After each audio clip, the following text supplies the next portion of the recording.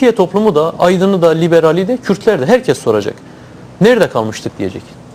Madem elinden geleni yaptın, bunu bir yöntem olarak bize dayattın, parlamentodan tezkere çıkardın, savaşı uyguladın, işte bombaladın, tutukladın, yaptın, ettin. Şimdi Kürtlerin haklarına geldi sıra, hadi ne yapacaksın diye herkes soracak. Çünkü mesele eğer AKP açısından terör meselesi ise terörü bitirdin, hadi bakalım. 6.000 kişiyi içeriye aldın, operasyonları da yaptın. Kürtlerin hakları ne olacak diye herkes soracak ona. Bir yandan da yeni anayasa devam ediyor çünkü. O nedenle bahar aylarında, yaz aylarında bütün Türkiye kamuoyu, ki önemli bir kısmı savaş karşıtıdır. Her şeye rağmen savaş karşıtıdır. Ölüm karşıtıdır. Bunun bence göz ardı edilmemesi lazım. Türkiye kamuoyu AKP'nin önüne bir fatura çıkaracak. Yani sen bu kadar acı çektirdin, bu kadar şey yaptın, ettin ama bu sorun halen çözülmüş değil. Bu sorunun çözümünü artık ortaya koymalısın diye dayatacak. Nisan'ın sonunda anayasanın esas tartışmasına geçilecek. Usul kısmı bitecek. Talep toplama, sivil toplumdan, işte şahsiyetlerden, kurumlardan, halktan talep toplama aşaması bitecek. Mayıs'ın başından itibaren esasa geçilecek. Anayasanın başlangıç kısmından itibaren yazıma başlanacak. İşte orada da herkes soracak. Hem bize soracaklar çözümünüz ne diye, hem de AKP'ye soracaklar. Bu nedenle dananın kuyruğunun kopacağı zamanlardır o zamanlar. Bu mevsim AKP, yani bahar mevsimi, kış evet, mevsimi gerçekten fazla bir şey kalmadı. Yani tabii ki şimdi o döneme kadar halkın iradesinin kırılmadığını ortaya koyacak eylem, etkinlikler, mitingler, yürüyüşler, halkın kendi taleplerini sahiplenmesi çok çok önemlidir. Çünkü bütün bunlar irade kırmaya dönük operasyonlardı. Bu iradenin kırılmadığı anlaşıldığı an kesinlikle ben yeni bir çözüm sürecinin gelişmek zorunda olduğunu düşünüyorum. Bunun bir zorunluluk olduğunu düşünüyorum. Yani AKP'nin isteği, AKP'nin planı, projesi olduğundan yola çıkarak söylemiyorum. Böyle olursa bu sonuç ortaya çıkmak zorundadır diye düşünüyorum. Ondan sonra AKP bu politikaları artık sürdüremez. Erdoğan. Selahattin Bey, böyle önemli bir günde bizi yalnız bırakmadığınız için tabii ki Roş TV emekçileri adına teşekkür ediyoruz sizlere. Önemli bizim için en azından bugün burada olmanız tabii ki önemli. Şimdi ben konuşmanızın başındaki tarif ettiğiniz size yönelik, dolayısıyla Kürt hareketine yönelik operasyonlarla ve operasyonların amacıyla ilgili oradan devam etmek istiyorum. Şimdi sizinle aynı dünya görüşlerini paylaşan veya paylaşmayan birçok çevrenin hemfikir olduğu bir nokta var. Bu operasyonların sizin de kabul ettiğiniz gibi bir tek amacı var. Etkisiz kılmak veya evet, teslim almak. Sizin iradenizi kırmaya yönelik operasyonlar olduğu kesin. Ama bunun arkasında başka bir şey olduğunu da biliyoruz. Kürdistan'ı AKP hükümeti biçimlendirmek istiyor değil mi? Çok evet, alanla ilgili evet, bu böyle. Şimdi kabul edelim ki sizin etkinizi kırdı AKP hükümeti. Peki bunun yerine ne koyacak? Niye bunu soruyorum? Son günlerde tartışılan bir mesele var. Hı hı. İşte içinde Burkay gibi isimlerin de olduğu yeni bir oluşumdan söz ediliyor. Hatırlarsak birkaç gün önce Hizbullah 17 sayfalık bir metin yayınlayarak yeniden sahaya dönme işaretleri verdi. Şimdi böyle de bir tarafı var. Siz Mayıs'ta eğer Kürt hareketi direnirse, öyle anlıyorum değil mi? Hı hı. AKP masaya oturmak zorunda ya da çözümü konuşmak durumundayız. İç veya dış dengelerden kaynaklı. Bu konuda ne düşünüyorsunuz? Yani sizin etkinizi kırmaya yönelik bir operasyon var ama orada oluşacak siyasal boşluğu da başkalarıyla doldurmaya çalışıyorlar. Bununla evet, ilgili BDP olarak ne düşünüyorsunuz? Tabii ki yani bütün bu irade kırma, alanı boşaltma operasyonları sadece BDP'yi etkisiz kılıp işte gelişi güzel bırakma şeklinde bir proje değildir. Sonuçta toplum sosyolojisi boşluk kabul etmez. Yani toplum şu veya bu şekilde enerjisini, taleplerini aktaracağı bir mecra bulur ve o mecra kendisine en yakın, en uygun, en mantıklı, kendisine en sağlıklı gelen mecra hangisi ise o mecraya doğru akar. Eğer AKP BDP operasyonlarıyla, BDP'ye yönelik işte tasfiye etme operasyonlarıyla toplumun sosyolojisinde bir dağınıklık yaratırsa kendisinin AKP olarak bunu dolduramayacağını biliyor. Bunun farkındadır. Çünkü AKP olarak bölgede ulaştığı yer maksimum ulaşabileceği yerdir. Bunun ötesine geçme şansı yoktur. Bundan geriye doğru gidecektir ama ileri doğru gitme şansı yoktur. Yani bir devlet partisinin ulaşabileceği maksimum noktaya kendisi ulaşmıştır. BDP'den boşalan yeri AKP'nin bu devlet kimliğiyle, bu inkarcı kimliğiyle doldurma şansı yoktur. Bu katliamcı, çirkinleşmiş, teşhir olmuş yüzüyle doldurma şansı yoktur. Bunun yerine daha kabul edilebilir kendisi açısından ilişki geliştirebildiği, Kürtler açısından da işte makul bulunabilecek, işte elmalı şekere bulandırılmış bir takım projelerle o boşlukları doldurmaya çalışacaktır. Bu yeni bir proje değil aslında. Daha önceki de hükümetlerin de güncelleniyor. tabii ki denediği, başaramadığı projelerdi. Şimdi bu dönemde deneniyor. Yani ben şu isim bu isim üzerinden bu tartışmayı yürütmeyi doğru bulmam ama en niyetinde şu örgütle, bu kişiyle, bu şahsiyetle ilişkilenmelerinin nedeni bu boşluğu acaba bunlarla doldurabilir miyiz şeklindeki bir fantezidir. Şimdi doğrusu bu hani bölgeyi bilmeyen insanlar, dünyanın öbür ucundan bakan insanlar açısından belki gerçekçi olabilir. Fakat o bölgeden bir tas su içmiş, herhangi bir şekilde bölgeyle temas etmiş tek bir insanın, aklı başındaki tek bir insanın bu projenin bir hayal ürünü olduğu ve hüsranla sonuçlanacağını tahmin etmesi lazım. Yani bu insanlar sokağa çıkamıyorlar.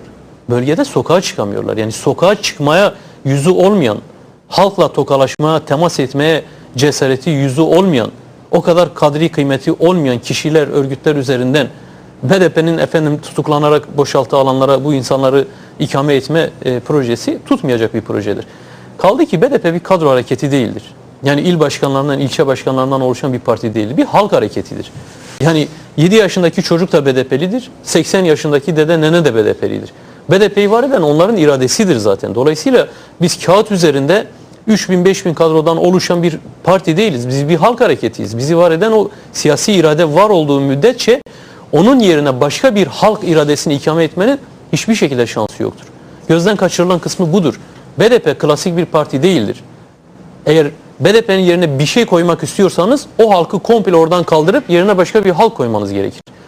BDP'yi kaldırıp yerine başka bir siyasi şahsiyet koymakla değiştirmiş olamazsınız, ikame etmiş olmazsınız. Bu nedenle bunun hiçbir şekilde şansı yoktur.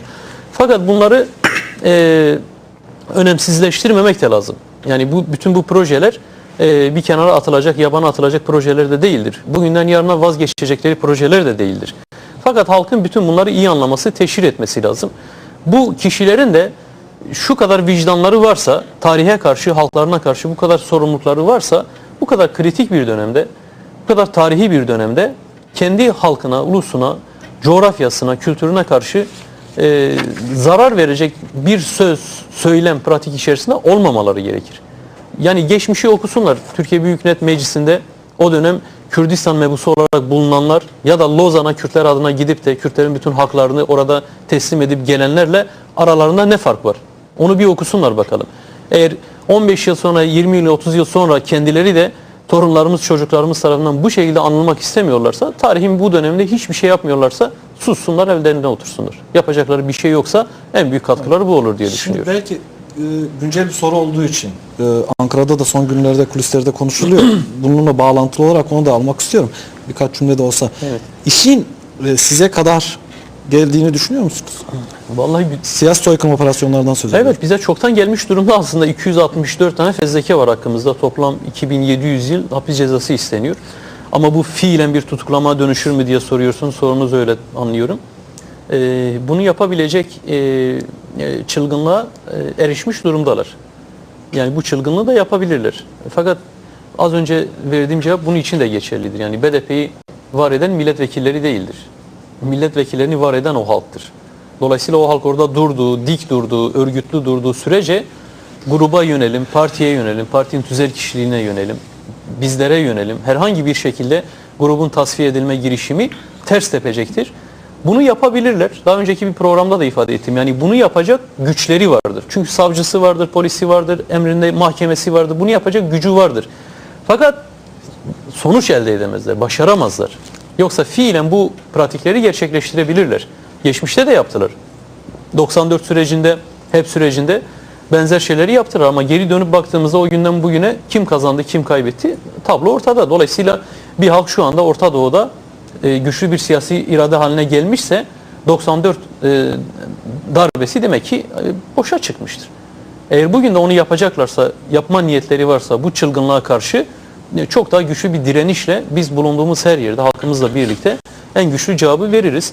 Yani bugünden hani şunu yaparız, bunu yaparız gibi kendimizi bağlayacak şeyleri biz ifade etmiyoruz. Ama özgürlüğü kazanma adına ve o iradeyi koruma adına ne gerekiyorsa bedeli neyse biz yapmaktan asla geri durmadık bugüne kadar. Bundan sonra da bundan çekinmeyiz. Bizim için önemli olan Türkiye'de özgürlüklerin gelişmesidir. Kürt halkının özgürlüğünü kazanmasıdır. Ezilen bir halk, ezilen bir ulus olmaktan çıkıp onurlu halklar mertebesine ulaşmasıdır. Ve Orta Doğu'da diğer halklarla kardeşçe, barış içerisinde yaşamasıdır. Bu hedefe doğru yürürken önümüze çıkabilecek veya çıkarılabilecek bu tür engeller asla ama asla bizi yolumuzdan döndürmez. Cahit Mervan. Şimdi tabii bu süreci konuşurken özellikle 12 Haziran seçimlerine kadar olan dönem herhalde çok stratejik bir dönem. Çünkü Evet, evet. Beşir Atay da izah etti. Dedi ki bütün diyalog ve müzakere biz 12 Haziran kadar hatta devam ettirdik. Fakat 13 Temmuz'daki Silivri olayı masayı devirdi ve bugün yaptıklarımızı yapmak zorundayız falan gibi bir şey söyledi.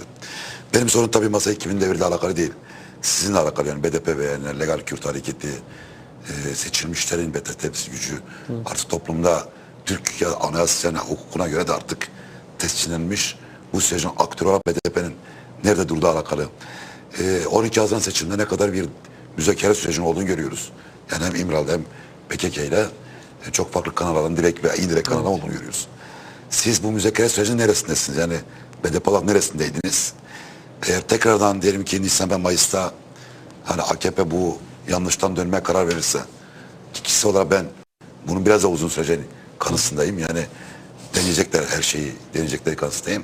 Ama farz edelim ki Şubat, Mart ve Nisan'daki kitle hareketine doğru okudular. Önümüzdeki baharı doğru okudular. Ve bu yanlıştan döndüler. O zaman siz tekrardan masaya ne olarak döneceksiniz? Yani BDP'nin buradaki rolü ve pozisyonu ne olacak diye sormak istiyorum. Aslında bu Kürt Birden fazla sorununda soru var da bunun içerisinde. tabii Kürt sorununda çözümün muhatapları meselesi geçmiş dönemde netleşmiş, pratikte de hayata geçmiş bir meseledir. Biliyorsunuz biz Kürt sorununda muhataplık meselesini tartıştığımızda siyasi linçlere tabi tutuluyorduk. İşte topu başka tarafa atıyorlar. Bunların siyasi iradesi yok diyorlardı ama biz realiteyi söylüyorduk. Şimdi siz O görüşmeden haberdar mıydınız? Yani ondan da mı söylüyorsa? Yoksa Yani- aklın yolu birdir. Ondan hareket mi? tabii ki bizim bilgimiz dahilinde veya bizim onayımız dahilinde yapılan görüşmeler değil bunlar ama sonuçta biz Türkiye'de siyaset Evet. yapıyoruz. Belki hani siyasi öngörümüz veya siyasi önsezilerimizle tahmin ettiğimiz şeylerdir diyelim. Fakat işin muhataplarıyla yürütülen müzakereler eğer gerçekten doğru muhataplarla yürütülürse ve doğru niyetle yürütülürse sonuç alır. Biz buna hep inandık ve hep destekledik bu süreçleri. Yani bu süreçlerin oluşması, olgunlaşması için çağrılar yaptık, çaba sarf ettik. Sadece BDP olarak biz yapmadık bunu yani. Toplumun çok değişik kesimleri, sivil toplum örgütleri, Demokratik Toplum Kongresi, aydınlar, yazarlar yani barıştan yana olan herkes diyalog ve müzakereyi öne çıkardı ve işin doğru muhataplarını tarif etti. Sayın Öcalan muhataptır dedik. PKK ile görüşmeniz lazım dedik. Bu konuları onlarla oturup tartışmadan barış meselesine ulaşmak imkansızdır dedik. Çünkü bu işin tek muhatapları onlardır.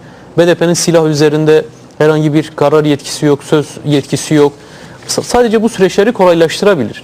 Taraflara yardımcı olabilir. O zemini oluşturma konusunda, toplumsal psikolojiyi oluşturma konusunda katkı sunabilir. Ki nitekim biz bu çabaları DTP döneminden bu yana sürdürdük. BDP döneminde de aynı gayretler içerisinde olduk. Ama şu nokta çok önemlidir. Yani doğru kişiyle konuşmanın yanında doğru bir amaç için konuşmak da önemlidir. Çünkü müzakere dediğimiz şey karşındakini ezmek için, tasfiye etmek için kullanılması gereken bir mekanizma değildir. Türkiye'nin, hükümetin en büyük hatası bu olmuştur. Bakın karşınızdakini ezmek için savaşabilirsiniz, saldırabilirsiniz, tutuklayabilirsiniz, dövebilirsiniz, başka bir şey yapabilirsiniz. Ama müzakere gibi saygınlığı olan ve güven esasına dayanan bir mekanizmayı tahrip ederseniz, o zemini tasfiye amacıyla kullanırsanız o müzakere denilen şeyin içini boşaltmış olursunuz ve yeniden kurma, yeniden başlatma konusunda işi zora sokmuş olursunuz. Şimdi AKP hükümeti dünyadaki deneyimlerinden hiçbir şekilde ders almamış olacak ki müzakereyi tümüyle tasfiye amacıyla kullanma çabası içerisinde oldu. Biz bu konularda çok uyarı yaptık. Zaman zaman açıkça toplantılardan, mitinglerimizde, parlamentoda çok uyarı yaptık. Sağlıklı bir müzakere olmalıdır dedik. İçi doldurulmalıdır dedik. Pratik adımlar atılmalıdır dedik. Güven verilmelidir dedik. Bakın işler iyiye gitmiyor. Yaptığınız şey müzakere değil. Bu tasfiye amaçlı şeylerdir. Bunlardan vazgeçin diye defalarca AKP'ye çağrı yaptık. Fakat AKP sürekli zaman kazanmaya, işte kendisi açısından kritik takvimleri geçiştirecek bir pozisyon alma gayreti içerisinde oldu. Bir taraftan 12 Eylül referandumunu kotarmaya çalıştı. Ondan sonra seçimler, 12 Haziran seçimlerini kotarmaya çalışan, o tarihi kazasız belasız atlatmaya çalışan bir tutum içerisinde oldu. Ama en niyetinde iyisiyle kötüsüyle bir müzakere deneyimi yaşandı. Şimdi yeniden sorun çözüm noktasında ele alınacaksa BDP kesinlikle ama kesinlikle bir tek kurşunun, merminin atılması taraftarı değildir. Asla böyle bir tutumumuz, asla böyle bir niyetimiz insani olarak da siyasi olarak da olması mümkün değil. Mümkünse yarın geciktirmeden hemen 1 saat içerisinde müzakereler başlamalıdır. Biz BDP olarak kesinlikle böyle bir pozisyon alındığı takdirde AKP müzakereyi bir çözüm yöntemi olarak ele aldığı takdirde müzakere bir haftada sonuçlanmayabilir, bir yılda sonuçlanmayabilir. Bazen uzun sürebilir. Ama sonuçta çözüm niyeti içerdiği müddetçe biz kesinlikle AKP'nin bu iyi niyetli girişimini destekleriz. Her şeye rağmen, üzerimizdeki bu baskılara, tutuklamalara, bu katliamlara rağmen biz çözüm niyeti ortaya çıktığında bu konuda kindar davranacak, kan davası güdecek bir siyasi düşünceye sahip değiliz. Sonuçta bir halkın kaderiyle ilgili bir meseleyi tartışıyoruz. Meselenin ciddi ele alınması lazım. Bu karşılıklı restleşme meselesi değildir. Bugün çözüm ortaya çıkacaksa bugün müzakereleri biz destekleriz. BDP olarak da Anayasa Komisyonu'nda durmamızın nedeni budur. Uzlaşma Komisyonu'ndan çekilmiyor olmamızın nedeni budur. Çözüm fırsatı ortaya çıktığında bir taraftan eğer barış görüşmeleri yapılacaksa bir taraftan da işin demokratikleşme kısmında biz muhatap olarak üstümüze düşen rolü oynayabilelim ve siyaseten çözüm olanaklarını güçlendirebilelim diye halen siyaset zemininde duruyoruz. Bunun anlamı budur. BDP de aktörlerden biridir, muhataplardan biridir bu süreçte. Bir kısa soru sorabilir miyim bununla beraber ek olarak? Şimdi tabii bu müzakerelere rağmen birden fazla müzakere olduğu gözüküyor. Yani hem Sayın Öcalan'la, büyük ihtimalle evet. hem PKK'yle, Evet, evet. hem sizin de içinde bulunduğunuz Demokrat Toplum Kongresi Evet. ve BDP ile bir müzakere diyalog süreci yaşanmış. Şimdi hükümet kanadı ve hükümetin önündeki medya, yayın organları, basın yayın organları, işte yazarından çizerinden, milletvekilinden parlamenterine, hükümet sözcüsünden başbakana kadar hepsi bu müzakerede 3 aşağı 5 yukarı konuşanları sizin üzerinize yıkıyorlar. Yani sonuçlarını BDP'yi yıkıyorlar. Siz bu müzakerelerle ilgili hiçbir şey hemen söylemiyorsunuz yani. Sadece geçen Sayın Ahmet Türk dedi ki biz konuşursak hükümet altında kalır. Evet. Nedir gerçekten yani niye bu kadar yani baskıya rağmen bu kadar sizin gelmeze rağmen niye bu konuda bu kadar ketumsunuz yani? Size bazı şeyleri bazı kartları açamaz mısınız yani? En azından hani bir takım oyunların bozulması için buna ihtiyaç yok mu acaba? Hani Yani bakın az önce ifade ettiğim şey bence bizim açımızdan da geçerlidir. Yani müzakere dediğimiz şey çözümün en kritik aşamasıdır ve gerçekten de karşılıklı güvene dayanan bir süreçtir. Eğer o süreçte ciddiyetinizi, güvenirliliğinizi kaybederseniz kendinize olan saygınızı yitirirsiniz. Kendi ciddiyetinizi, kendi taleplerinizin ağırlığını yitirirsiniz. Şu anda AKP'nin içine düştüğü durum budur.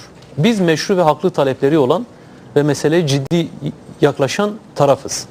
Kürt halkının 100 yıllık ağır sorununun çözümü konusunda çaba sarf ediyoruz. Dolayısıyla güncel kısır siyasi çekişmelere mahkum edilemeyecek kadar ciddi yaklaşıyoruz bu meseleye. Müzakere meselesine de hep böyle yaklaştık. Yani bir koz olarak kullanıp karşımızdakinin, siyasi rakibimizin sıkıştırılacağı bir malzeme olarak görmekten ve kullanmaktansa tüketilmemesi gereken, ne olursa olsun tekrar denenmesi gereken bir mekanizma olarak görüyoruz müzakereyi. Ve bu ciddiyetle ele aldığımız için biz hiçbir zaman AKP'ye karşı veya başka bir partiye veya başka bir kuruma, şahsiyete karşı kullanma gereği asla duymadık. Kullanılacak bir şey olarak da görmedik. Ama dediğiniz doğrudur. Yani AKP bütün bu süreci yargı eliyle, bakın kendileri de açıklamıyorlar, yargı eliyle bize karşı kullanıyorlar. Efendim dinleme kayıtları, telefon görüşmeleri, bilmem ortam dinlemeleri adı altında bütün o süreçleri bize karşı kullanıyorlar. Ben daha önce söyledim yani madem yargı eliyle bunları açıklayacaksınız o halde bakanlarla yapılan görüşmeler de takılmıştır o konuşmalara, ortam dinlemelerine. Onları da bir zahmet iddianameye koyun.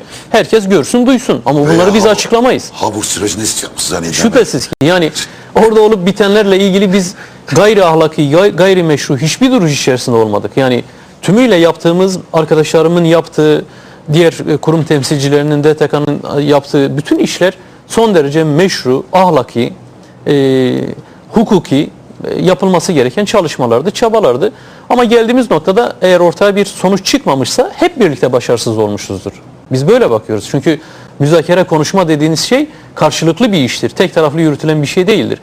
Süreç çökmüşse herkesin bunda payı vardır. Sürecin yeniden başlaması için karşılıklı şantaj, tehdit, baskı yerine yeniden güven nasıl oluşturulabilir? Bunun üzerinde durulması lazım. Özel eşrak mı söylüyorsunuz? Yani vaktiniz hakkını almış olmayayım. Şüphesiz ki yani biz 2011'in işte bittiği, 2012'nin başladığı bir süreçte, dönemde halkımıza özgürlüğü, barışı armağan edememişsek, bunu başaramamışsak bu halkımıza karşı bir öz eleştiriyi gerektirir. Halkımız halen bu mücadeleyi ağır bedellerle yürütmek zorundaysa demokratik siyasi alanda birinci derecede sorumluları olarak bizler bu öz eleştiri halkımıza vermek zorundayız. Biz doğru taktiklerle, doğru hamlelerle, doğru bir örgütlenme tarzıyla, doğru bir diplomasi, lobi anlayışıyla bütün bu süreci yönetebilmiş olsaydık AKP'ye bu kadar manevra alanı tanımamış olacaktık. Belki de hani nihai çözümü gerçekleştirmemiş olurduk ama o süreçten sapılmadan ilerlemiş olabilirdik diye düşünüyorum.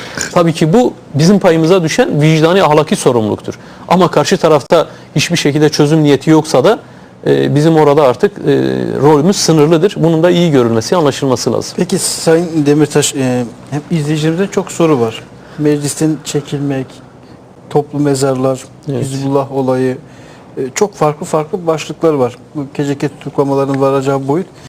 Bir nokta daha var. Bu hafta İmralı'ya gidiş oldu aile tarafından ve oradaki birkaç satırlık not ya da Mehmet Öcalan'ın ifade ettiği Kürt Halk Önderi Abdullah Öcalan'ın görüşe çıkmama durumu. Aslında bundan sonraki süreci çok belirleyebilecek bir karakter. Kürt siyaseti bunu tartışıyor. Bunun sonucu bu olayı, yani İmralı'da işte 27 Temmuz'dan bu yana haber alınamıyor. Avukatları tutuklandı. Aile bir kere gitti. Çok bir şey yani çok tecrit kırılmadı. Bu durumu nasıl değerlendirmek gerekiyor? Çünkü bu çok eylem etkinlikleri hep devam ediyor ama bu çok hassas bir noktaydı. Evet. Yani İmralı'ya kadar gidilip görüşe çıkılmama durumu bundan sonra siyaseti nasıl belirler? Yani bu son tabii ki Sayın Öcalan'ın görüşe çıkmama tavrı aktif bir tutumdur. Bir eylemdir, bir politika belirleme biçimidir. Yani 6 aydır sadece bir defa kardeşi aracılığıyla gönderdiği kısa mesaj dışında aslında oradaki duruş, oradaki hiçbir ses gelmiyor olsa da, avukatlar aracılığıyla hiçbir mesaj gelmiyor olsa da oradaki duruş başlı başına bir mesajdır. Son olarak görüşe çıkmama da bir aktif tutumdur. Aktif politika belirlemedir. Yani iki cümlelik bir mesajla aslında Orta Doğu'daki siyasi sürecin yönünü, kaderini belirleyecek mesaj vermiştir diye düşünüyorum. Nedir o mesaj? Burada durum hassastır. Yani bu başlı başına zannediyorum bütün siyasi aktörler tarafından hesaplanacaktır. Yani İmralı'da durumun hassas olması demek, Orta Doğu'da durumun hassasiyetinin ve ciddiyetinin Kürtler açısından halen devam ediyor olduğu anlamına gelir. Yani orada kişiyle ilgili bir, şahsiyetle ilgili, bir tek kişiyle ilgili bir hassas durum söz konusu değildir. Az önce ifade ettiğimiz müzakere süreçleri, diyalog süreçleri İmralı'da da yürütülmüştür. Şimdi tıkanma yeri de orasıdır. Yani tıkandığı yer de İmralı'dır. Heyetin gidip protokolleri oradan alıp hükümete götürmesi, hükümetin onaylamaması, ondan sonra Sayın Öcalan'ın süreçten çekiliyorum demesiyle birlikte en azından hükümet kendi çözümsüzlük politikasıyla baş başa kalmıştır. Tıkandığı nokta orasıysa oradan tekrar açılması gerekir. Ama Sayın Öcalan bugün görüşe çıkmıyorsa, kardeşiyle görüşmeyi uygun bulmuyorsa ve halen durum hassastır diyorsa demek ki orada henüz kapılar açılmamıştır. Bir diyalog yoktur, bir müzakere zihniyeti yoktur, arayışı yoktur. Tam tersine izlenen tecrit politikası, dışarıda izlenen işte operasyon, tutuklama, baskı politikası bir konsept çerçevesinde halen devam ediyor. Ve Sayın Öcalan verdiği mesajla AKP'nin İmralı'da da herhangi bir çözüm arayışının olmayacağı mesajıdır. Biz en azından böyle okuduk. Eğer mesaj kendisinden gelmişse, çünkü sonuçta bir yüz yüze bir görüşme gerçekleşmemiş. Eğer müdürün ilettiği mesaj doğruysa, bu şekilde ise böyle okumak lazım. Ama oradaki tecrit meselesi bugün Frankfurt'ta ve Köln'de de toplantılarda ifade ettik. Yani son 6 aydır ortaya çıkmış bir mesele değil. 99'dan beri devam eden kesintisiz bir tecrit vardır. Yani avukatlarıyla görüşüyor olmak Sayın Öcalan'ın tecritinin olmadığı anlamına gelmiyordu zaten. Yani bir adada özel olarak yapılmış bir hapishanede, hapishanenin içinde özel olarak yapılmış bir beton çukurda arkasında milyonlar olan, Orta Doğu'da son derece etkili bir siyasi aktör olan bir kişinin tutuluyor olması başlı başına bir tecrittir. Her gün avukatlarıyla da görüşse, 35 avukatı da götürülüp oraya konulsa da tecrittir. Dolayısıyla mesele Sayın Öcalan'ın avukatıyla, ailesiyle görüşüp görüşmeme meselesi değildir. Oradaki işkencenin, tecritin, oradaki siyasi tutumun tümden bittiğini söyleyebilmek için tek bir şey vardır. O da Sayın Öcalan'ın özgür olmasıdır. İmralı sisteminin tasfiye edilmesidir. Müzakereleri yürütebileceği, dışarıyla diyalog kurabileceği özgürlük, güvenlik ve sağlık koşullarının sağlanmasıdır. Bu bitmediği müddetçe oradaki sistem her zaman tecrittir. Yani velev ki Mehmet Öcalan'la görüşmüş olsaydı da tecrit bittiği anlamına gelmeyecekti ki kendisi zannedersem bunu fark ettiği için bu AKP'nin tecriti sulandırma, işte zaman zaman ailesini götürüp görüştürüyoruz deyip işte baskıları, kendi üzerindeki baskıları hafifletme girişimini de boşa çıkarmıştır aynı zamanda. Bir taraftan da 35 avukatı tutuklanmıştır. Dolayısıyla buna da bir tepkidir. Aynı zamanda AKP'nin bütün bu baskı politikalarına bir tepkidir. Bunu doğru okuması gereken AKP'nin kendisidir. Ben zannediyorum ki Okuyabiliyor mu AKP, doğru okuyabiliyor mu? Sanki çok normalmiş gibi bir... Yani doğru okuyabilseydi bu çılgınca şeyleri yapmıyor olması gerekirdi. Bu kadar kargayı kılavuz olarak işe almış bir başbakan herhalde bu politikaları yaparken başına gelecek şeyleri de siyasi handikapları da düşünüyor olmalıydı. Biz doğru okuyoruz. Bütün gelişmeleri doğru okuduğumuzu da düşünüyoruz. Sayın Öcalan'ın içinde bulunduğu durumu, verdiği mesajı da doğru okuduğumuzu düşünüyoruz BDP olarak. Ama hükümet, önemli olan hükümet bunu doğru okuyabilir mi ve kısa sürede uçurumun kenarından Türkiye'yi çevirip daha büyük gerilimlere, daha büyük savaşlara girmek yerine, daha büyük baskıları geliştirmek yerine bir anda gerçekten de Orta Doğu'nun kaderini değiştirebilecek bir müzakere sürecini, karşılıklı anlayış ve uzlaşma çerçevesinde bir barış sürecini başlatabilir mi? Bundan emin değilim. Bu ihtimal çok çok zayıf görünüyor. Ama Sayın Öcalan'ın böyle bir şeye hazır olduğunu, böyle bir sürece hazır olduğunu biz tahmin edebiliyoruz. Önceki görüşmelerinden, önceki açıklamalarından bunu anlayabiliyoruz. Yani her şeye rağmen kendisi müzakereden yana olacaktır. Barışçıl çözümden yana olacaktır. Kendisinin tutumunun bu olduğunu zaten biliyorduk. Şu anda da tutumunun değişmediğinden eminiz. AKP kendi tutumunu değiştirdiği için müzakereler kesilmiştir. İmralı'daki sürecin de halkımız tarafından çok dikkatlice izlenilmesi lazım. Bu kabul edilebilecek bir durum da değil. Yani bu bir devletin, hükümetin iç hukuku, uluslararası hukuku göz göre göre bu şekilde açıkça defalarca çiğnemesi, hiçbir şey olmamış gibi davranması kabul edilebilir bir şey değildir. Ve İmralı'daki tecrit sadece hukuka aykırı değildir. Ahlaka da aykırıdır, vicdana da aykırıdır. Daha 6 ay önce görüştüğünüz, defalarca heyetinizi gönderip ateşkesler konusunda ricada bulunduğunuz, kendisine Sayın Öcalan deyip işte protokol noktasına geldiğiniz bir şahsiyete karşı bugün işkence yöntemini deniyor olmanız, yani büyük devlet olmakla, hükümet olmakla, demokratiklikle, şunla bununla açıklanacak bir şey değildir. Bu ahlaki olarak da, vicdani olarak da gerçekten kabul edilebilir bir durum değildir. Halkımız da bunu kabul etmemelidir. Yani bu 15 Şubat arifesinde biz zaten BDP olarak çalışmalarımızı sürdürüyoruz ama 15 Şubat öncesinde ve 15 Şubat'ta, 15 Şubat sonrasında tecriti en güçlü şekilde protesto edip Sayın Öcalan'ın özgürlüğünü isteyen, açıkça bu talebi ortaya koyan bir tutum içerisinde olmalıdır herkes. Dünyanın her yerinde yaşayan Kürt halkı bu tutum içerisinde olmalıdır. Tutum net olmalıdır. Bu konuda tereddüt, tedirginlik yaşanmamalıdır.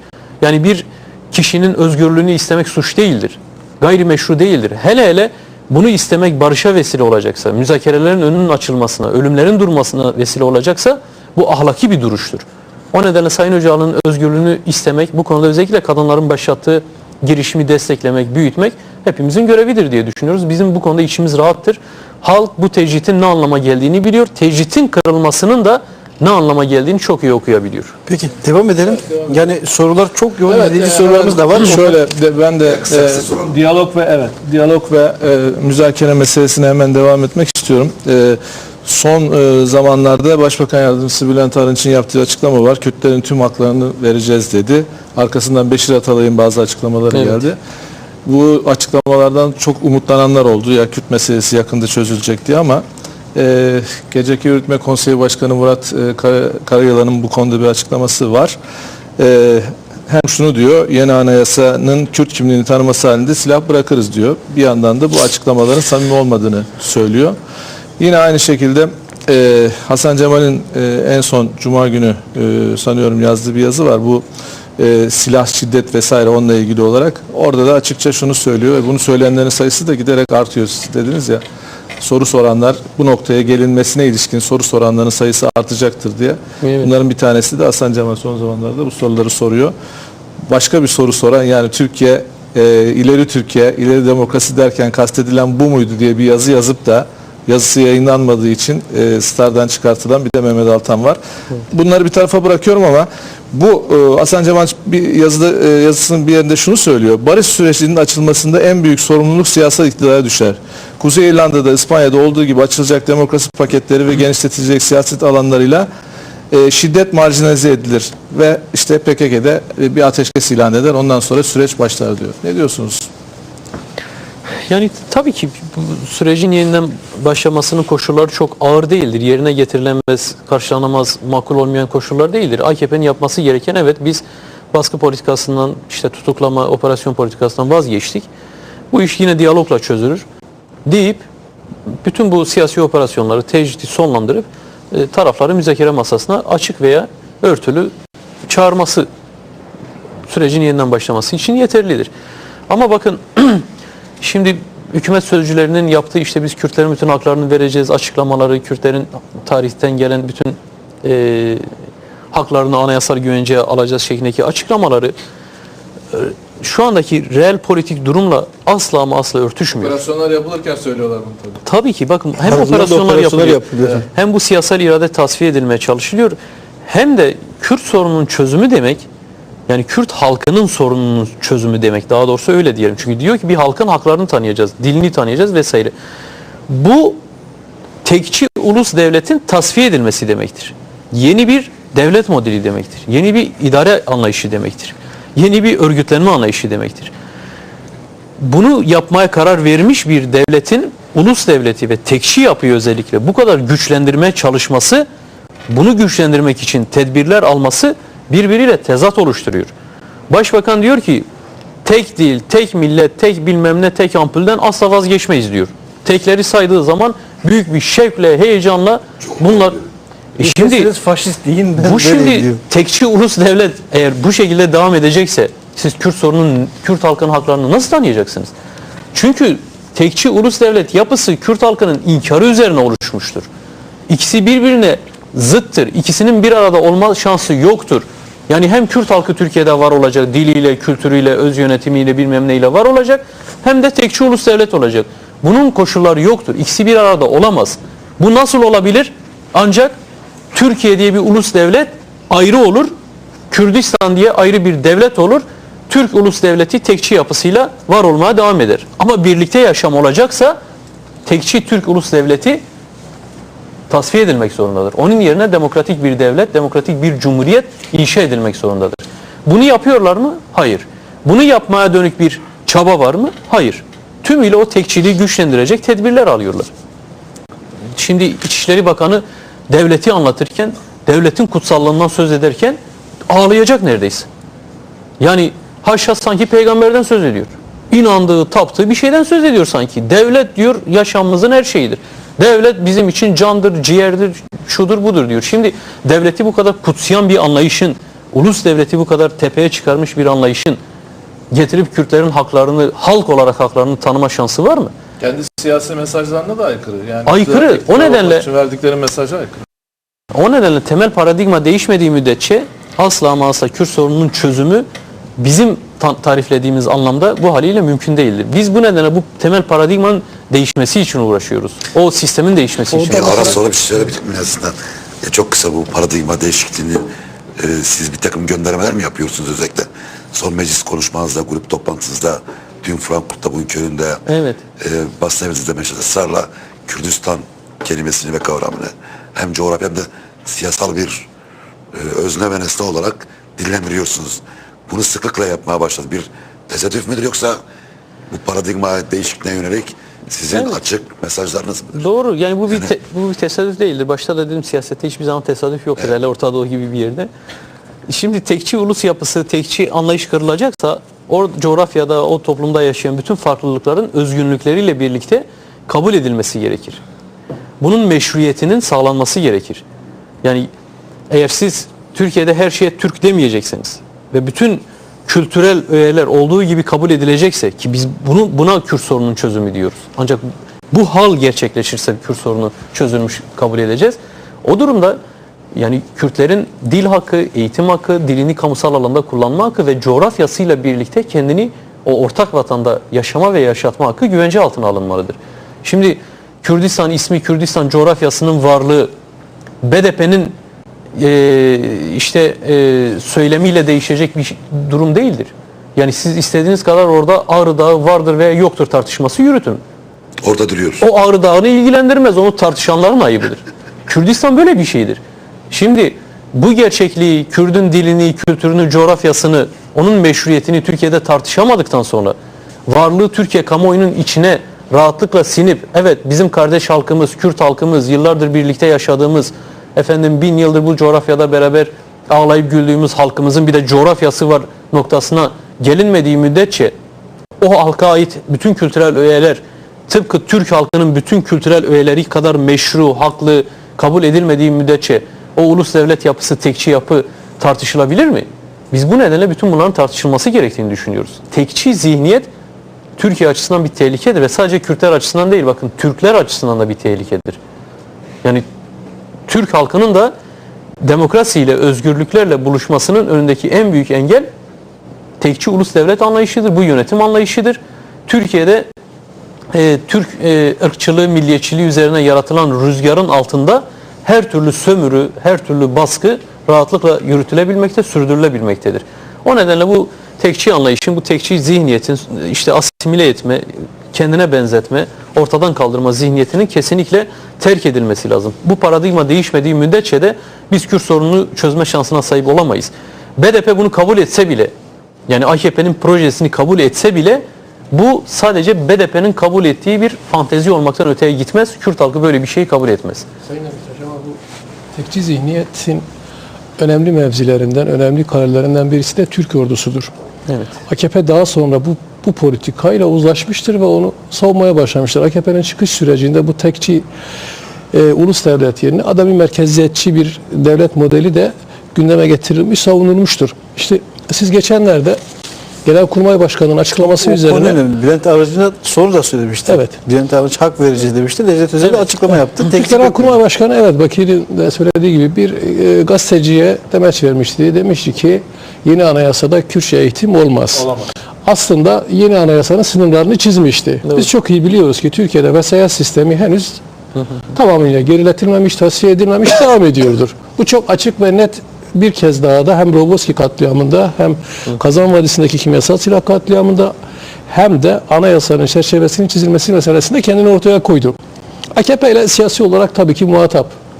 Ülkeyi yöneten siyasi muhatap, başbakan, hükümeti mutlaka onlarla mücadele edilmesi gerekiyor. Ama bazen sanki bu klasik 1920 modelinin, bu ulus devlet modelinin en primitif, en ilkel, deyim yerindeyse en barbar taşıyıcısı Türk ordusuyla, Genelkurmay'la mücadeleyi sanki biraz AKP ile mücadelede gölgeliyormuşuz gibi bir his de doğuyor. Şimdi çok somut olarak size soruyorum. Mesela anayasa yazımına başlandı ve Kürtçe eğitime yer verilmedi. Diyelim Genelkurmay'ın baskısı AKP üzerinde, Türkiye'deki siyasal partiler üzerinde etkili oldu ve Kürtçe eğitime yer verilmedi. BDP olarak tavrınız ne olur? Yani bizim böyle bir anayasa bir defa evet deme gibi bir durumumuz olmaz. Bu bizim açımızdan ilkesel bir tutumdur. Fakat hani kastettiğiniz herhalde ordunun temsil ettiği ideolojik yapılanmayla mücadeledir. BDP açısından bunun dışında bir mücadele, demokratik siyaset mücadele dışında bir yöntem olmaz. Fakat burada da bizim muhatabımız ordu değildir. Biz bu konuda evet belki Genelkurmay Başkanı'nın yaptığı açıklama görevinin dışına çıktığı için ve halk tabanında bir etki yaratma amacıyla yapıldığı için belki cevap verme ihtiyacı duyduk. O etkinin bizim açımızdan doğmayacağı, etki uyandırmayacağı mesajını vermek açısından ifade ettik ama burada sorumuz sonuçta siyasi iktidardır. İster vesayet rejimi olsun ister olmasın. Şimdi vesayet rejimini bitirdik diyen AKP'nin kendisidir. Bitirmiş mi, bitirmemiş mi onu pratikte görüyoruz. O ayrı bir mesele ama sonuçta bizim siyasi olarak muhatabımız AKP'dir, hükümetin kendisidir. Bunun dışındaki hiçbir uygulamayı biz herhangi bir kurumdan, bürokrasiden veya şundan bundan kaynaklı olarak düşünemeyiz de. Bir Milli Eğitim Müdürü'nün yaptığı uygulama ne kadar hükümete mal edilirse başarı veya başarısızlık ordunun da yaptığı herhangi bir uygulama hükümetin sorumluluğundadır. Fakat bunların temsil ettiği yani devlet kurumları dediğimiz hükümetin de içinde olduğu kurumsal ortak kolektif zihniyetin temsil ettiği ideoloji tekçi ulus devlet ideolojisidir. Resmi bir ideoloji vardır. Bu resmi ideolojiyi şu anda hükümet de savunuyor. Ordu zaten bunun bekçisidir. Anayasada da yasada da tariflenmiştir. Milli Güvenlik Kurulu, YÖK, işte Anayasa Mahkemesi, diğer yüksek mahkemeler vesaire bütün bunlar rejimin bekçileridir. Şimdi rejim değişmediğine göre, tekçi ulus yapısı, resmi ideoloji bunlar değişmediğine göre, bekçileri de değişmediğine göre AKP neyi değiştirdi?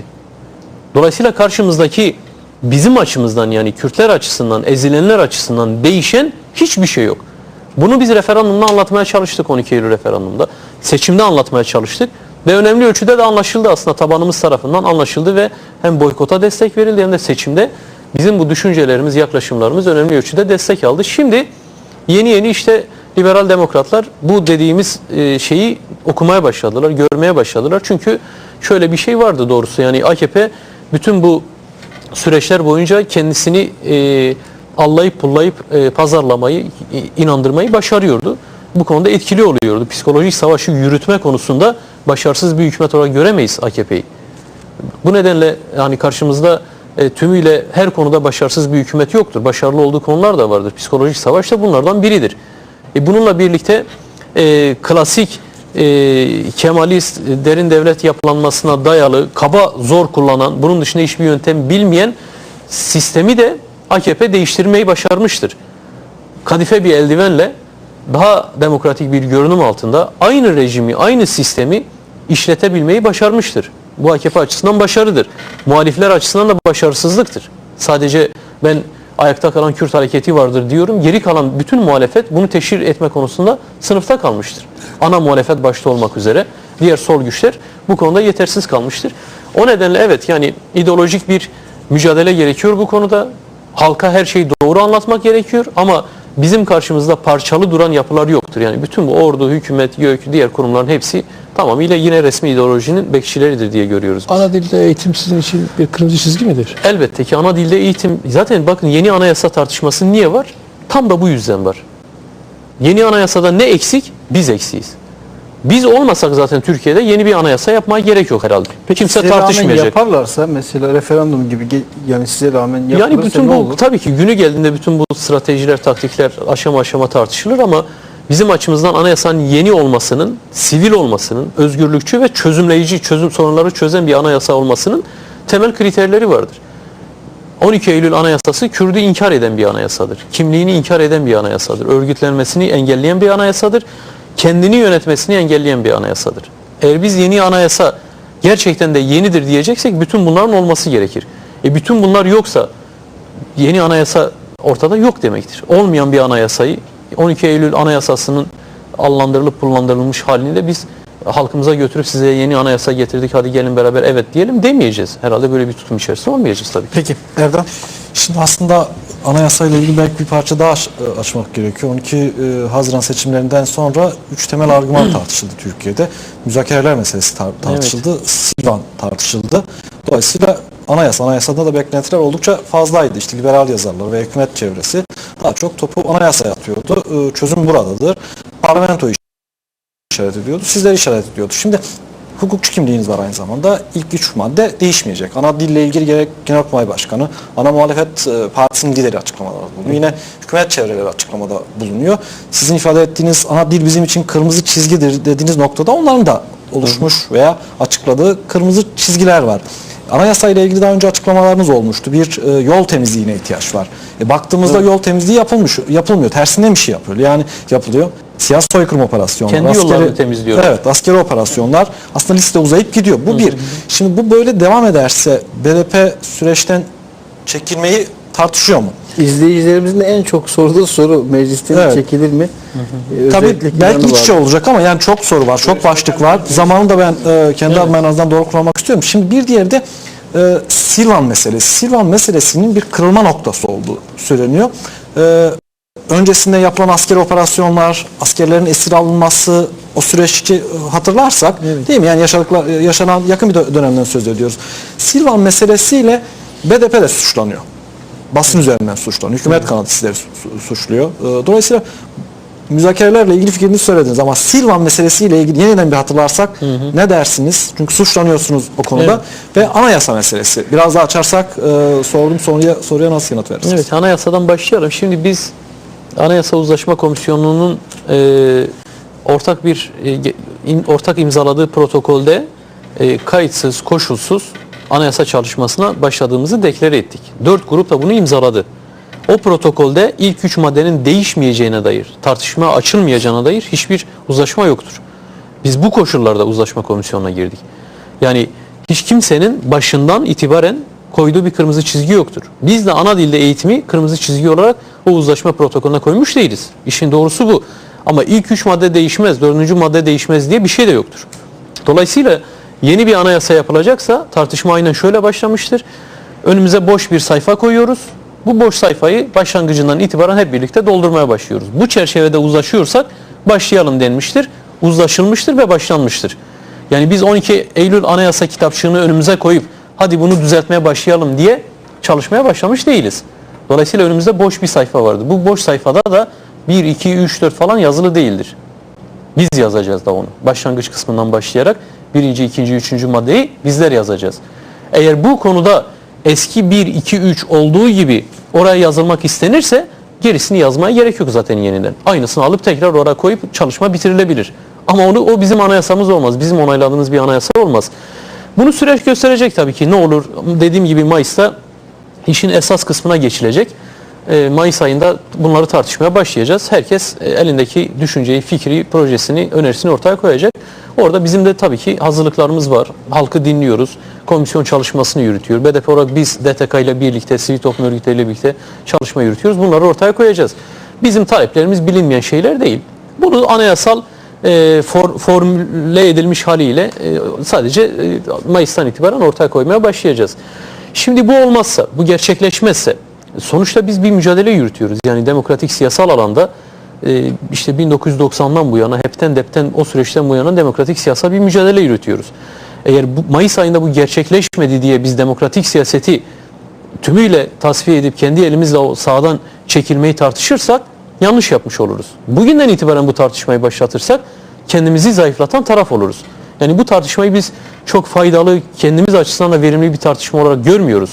Bakın sorular da geliyor dediniz işte çekilecek mi, çekilmeyecek mi? İnanın ki çekilmeyle ilgili veya demokratik siyaset veya meclisten, parlamentodan çekilmeyle ilgili koşullar olgunlaştığında bunu herkes zaten hissedecektir. Bu kararı vermek artık bize düşmeyecektir. O kararı ilan etmek bize düşecektir. Bugün o koşullarda değiliz. Yani bizim halen demokratik siyasal çözüm kanallarını zorlamak, anayasal çözüm zeminlerini güçlendirmek gibi bir görevimiz vardır. Bize verilen oyların, desteğin anlamı budur. Şimdi bunun hakkını tümden verip bu konuda gerekli mücadeleyi sürdürüp sonucu net olarak ortaya çıkarmadan karşı tarafın zeminini güçlendirecek bir pozisyonu yaratmak bence akılcı bir hamle olmayacaktır. Bunu sürekli gündemde tutmak da doğru değildir. BDP bu zemindedir, siyaset yapıyor. Sonuçta biz parlamenter siyasete kenetlenmiş ve bütün umudunu oraya bağlamış bir hareket, bir parti de değiliz. Parlamenterizmi tümden bir çözüm umudu olarak gören bir parti de değiliz. Biz sokağın gücüne inanıyoruz, halkın gücüne inanıyoruz. Milletvekilleriyle var olmuş veya milletvekilleriyle yok olacak bir parti de değiliz. Bizim halkımızın öz gücü var, dinamiği var, hareketli bir tabandır, örgütlü, politik bir tabandır. Bu güç olduğu müddetçe çözüm çıkacaktır. BDP olur olmaz, meclisten çekilir çekilmez. Bunlar olsa da olmasa da o çözüm olacaktır. Halkın öz gücüyle ortaya çıkacaktır. Fakat bu taktik hamleleri yaparken çok dikkatli davranmak zorundayız. Mevziler parlamenter sistemde bize halkımızın tanıdığı yetkiler, halkımızın verdiği görevler kolay kolay heba edilecek, heba edilmesi gereken mevziler ve görevler değildir. Bütün bunları bence bu şekilde tartışırsak herhalde daha sağlıklı olur. Yani Temmuz'da Silvan olayıyla ilgili, Temmuz'da yaşanan Silvan olayıyla ilgili geçmişte de bu konuda çok açıklama yaptık. Bakın yani sonuçta PKK'nın eylemi olur, saldırısı olur ya da ordunun operasyonu olur.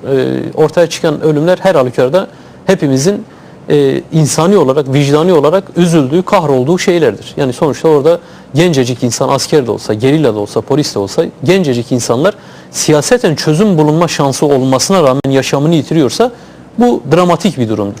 Hepimiz açısından hakikaten de vicdanları zorlayan bir durumdur. Fakat hepimizin üzüldüğü, vicdanlarını zorlayan bir olaydan, acı bir olaydan yola çıkarak Orta Doğu'nun kaderini değiştirebilecek siyasi stratejik değişikliğe gidildiğini söylemek aldatmacadan başka bir şey değildir. Yani hükümet bakın Orta Doğu'nun dizayn sürecini değiştirebilecek yeni bir pozisyon almıştır. Ne yapmıştır? Kürt sorununu barışçıl olarak çözmekten vazgeçip Kürt sorununda baskı ve şiddet politikalarına karar vermiştir. Bu Orta Doğu'daki bütün dengelerin yeniden hesaplanmasını gerektirecek yeni bir süreci başlatmıştır. Eğer Kürt sorununun çözümünde barışçıl yöntemi denese, kullansa Suriye'deki durum böyle olmayacaktı belki. Suriye'deki Kürtlerin pozisyonu aldıkları durum belki böyle olmayacaktı. Güney Kürdistan'la ilgili gelişmeler belki farklı olacaktı. Türkiye'nin Suriye-İran ilişkileri belki farklı gelişecekti. Anlatabiliyor muyum? Yani dengeler 14 Temmuz sonrası hükümetin aldığı pozisyon değişikliğine göre yeniden hesaplanmıştır. Taşlar yeniden dağıtılmıştır. O nedenle Silvan saldırısı hükümetin bu kadar stratejik karar almasını gerektirecek bir olay değildir. Hükümet bu kararı çok önceden vermiştir. Silvan olayı bunun bahanesi olmuştur sadece. Bunu vesile ederek alelacele bu stratejik değişikliği hayata geçirmiştir. Bir eylem yok, operasyon var. Bu bakımdan sordum. Yani evet tabii yani ben askeri açıdan değerlendirmedim doğrusu. Ortaya çıkan acı durum sonuçta dediğim gibi bu bir PKK eylemi de olsa, askeri bir operasyon da olsa ortaya acı bir sonuç çıktı orada biliyorsunuz. Çok sayıda insan, gencecik insan yaşamını yitirdi ama şeyi biliyoruz yani yerel kaynaklar, yerel basının, köylülerin verdiği bilgilerden biliyoruz ki bir askeri operasyon söz konusudur. Yani PKK'nın kendi yaptığı açıklama da böyle diye yanılmıyorsam planlı programlı bir saldırısı eyleminden çok askeri bir operasyon sırasında karşılaşma neticesinde ortaya çıkan bir çatışma ve bunun ortaya çıkardığı acı bir sonuç. Peki bir soralım, bir ara verelim, kısa bir ara verelim. Bu önemli olduğu için sormak istiyorum özellikle. Şimdi konuşmanızın başında da söylediniz, az önce de kısmen değindiniz. Orta Doğu'daki gelişmeler hepimizi çok yakından ilgilendiriyor. Irak merkezi çok önemli gelişmeler var. Amerika Birleşik Devletleri'nin geri çekilmesi ve orada Şii ve Sünni kanattaki kırılma ve Federal Kürdistan'da yükselen bağımsızlık talepleri var. Bunu Sayın Barzani son dönemde çok net dile getirdi. Siz de böylesi bir talebin arkasında olacağını söylediniz. Eğer Güney'deki halk bağımsızlık ilanına giderse HDP olarak bunu destekleyeceğini söylediniz. Ayrıca Suriye'de çok ciddi gelişmeler var. İç savaş şu anda neredeyse hemen iç savaş durumu yaşanıyor. Ciddi bir kriz yaşanıyor orada. İran meselesi çok gündemde. İşte Hürmüz-Boğazı, Türk Desteği meselesi bir kriz var. Farz ederim ki Nisan ve Mayıs'ta ve Mayıs sonrası örneğin Irak'taki iç kargaşalık ve çatışma ve Irak merkezli hükümetin dağılma süreci başladı. Federal Kürdistan bir adım daha bağımsıza doğru gitti. Sürekli şu andaki kriz daha da derinleşti. Bu ortamda Türkiye nasıl analiz yapacak gerçekten? Yani siz elbette ki çok daha zor bir dönem olacak. Yani diyelim ki şimdi Kürtleri nasıl hani 1-2-3 maddede artık orada o tartışma aşılmayacak mı yani? Yani bir tarafta Kürtlerin bir parçası hani bağımsızlık ilan ederken diğer parçası acaba şu maddeye birini koyalım mı koymayalım mı tartışması sizin açınızdan da bir hani geri bir tartışma mı olur? Aslında olmaz ayrı bir şey. Ama sizin açınızda da bir başka bir takım sorunları önünüze atmış olmayacak mı yani? Yani bu dediğiniz şeyi düşünmesi gereken, birinci derecede bunu düşünmesi gereken hükümetin kendisidir. Evet. Biz de tam bunları hatırlatıyoruz hükümete. Bakın diyoruz, seçimden önce de bunları söylüyorduk. Yıllardır bunları söylüyoruz aslında. Bakın son birkaç yıldır Kürt aktörlerin yaptığı açıklamalara, yaptığı çağrılara dikkat edin. Orta Doğu'da dengeler ciddi oranda bozulmadan Kürt sorunu çözülürse Türkiye bölgenin demokratikleştirilmesine önemli bir aktör olur. Bu tespitimiz her zaman vardı. Çağrı yapıyorduk biliyorsunuz. Dolayısıyla AKP bu fırsatları kaçırmamalıdır. Kendi iç sorununu demokrasiyi güçlendirerek çözmüş bir Türkiye bölgenin demokratikleşmesine rol oynayabilir. bölgede önemini artırabilir. Onun dışında yapacağı her hamle Türkiye'ye kaybettirir. Ve tehlikelidir diye sürekli tespit yapıyor, çağrı yapıyorduk ve hükümeti bu konuda ikna etmeye çalışıyorduk. Şimdi geldiğimiz noktada bunu en çok düşünmesi gereken yine AKP'nin kendisidir.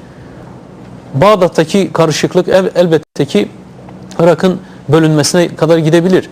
Biz oradaki halkların bir boğazlaşmaya, bir iç çatışmaya, etnik çatışmaya neden olmadan kendi kaderlerini tayin hakkı çerçevesinde, eşitlik hukuku çerçevesinde tayin edilmesine karşı değiliz.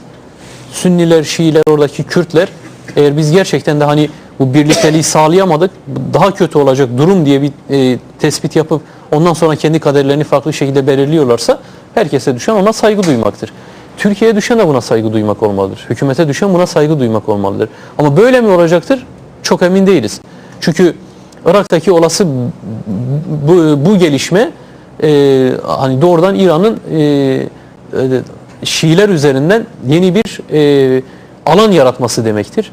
Suriye'nin düşmesi demektir. Yani Şiiler üzerinden İran eğer Irak'ta ayrı bir yapılanma, ayrı bir güç elde ederse Suriye üzerindeki mücadeleyi bırakabilir. Suriye üzerinde artık daha fazla mücadele etmekten vazgeçip cepheyi Irak'ta oluşacak Şii bölgesine taşıyabilir. Kendini orada koruyup ön cepheyi o bölge olarak belirleyebilir. Esad rejimi düşebilir. Esad rejiminin düşmesiyle birlikte Suriye'de yeniden dizayn süreci açıktan başlayacaktır. Orada Kürtlerin rolü ne olur? Kürtlerin siyasi statüsü ne olur? Bunu da kestirmek zor ama bugünkünden daha iyi olacağı kesin. Esad rejiminin durumun olduğu dönemdeki durumdan daha iyi olacağı kesin. Olası bir özerk Kürdistan siyasi statüsü Suriye'de gelişir ve gerçekleşirse, öbür tarafta bağımsızlığını ilan etmiş bir Irak bölgesindeki Kürdistan, Türkiye'nin gelip burada TRT Şeşriyeti'nin demesi Kürtler açısından kabul edilebilir bir durum olmaz. Dolayısıyla Türkiye'nin bütün bu bölgesel gelişmeleri doğru okuyup ön alma açısından da, iç karışıklıklara önleme açısından da kendi Kürt sorununu hızlı bir şekilde çözmesinde, Kürtleri tatmin etmesinde büyük fayda var. Çünkü biz ortaya çıkacak yeni dengelerde gerçekten de Türkiye'nin hem olası Kürdistan bölgeleriyle hem Arap Şii bölgeleriyle hem diğer ülkelerle barış içerisinde yaşaması gerektiğini düşünüyoruz. Karşılıklı birbirinin hukukuna, hakkına saygı çerçevesinde ilişkilerini geliştirmesi gerektiğini düşünüyoruz.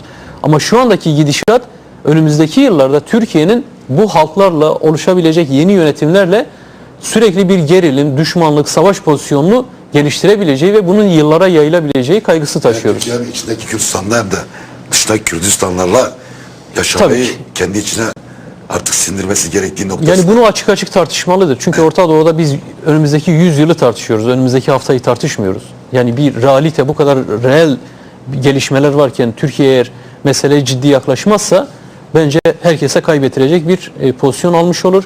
Bu neo-Osmanlıcılık hayallerinden vazgeçip bir an önce herkesin hukuku nasıl korunabilir? Türkiye'nin bu çerçevede hukuku nasıl korunabilir? Türkiye'nin iç barışı nasıl sağlanabilir? Daha reel politik bir duruşla, daha gerçekçi politikalarla meseleye yaklaşması lazım. Bu çerçevede Kürtlerin haklarını tanımamak mevcut ateşe benzin dökmektir. Buna biz BDP olarak kesinlikle fırsat tanımayacağız. Peki bir kısa ara verelim.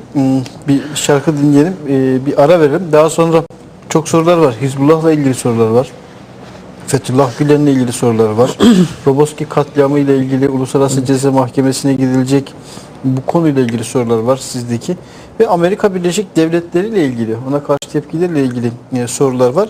Bu bağlamda bundan sonra ne olacak? Bir de Kürt meselesinde neler olacak konuşalım. Ama kısa bir ara verelim. Aradan sonra devam edelim. Kısa bir ara veriyoruz. Aradan sonra diğer önemli soruları yine sorarak programımız devam edecek.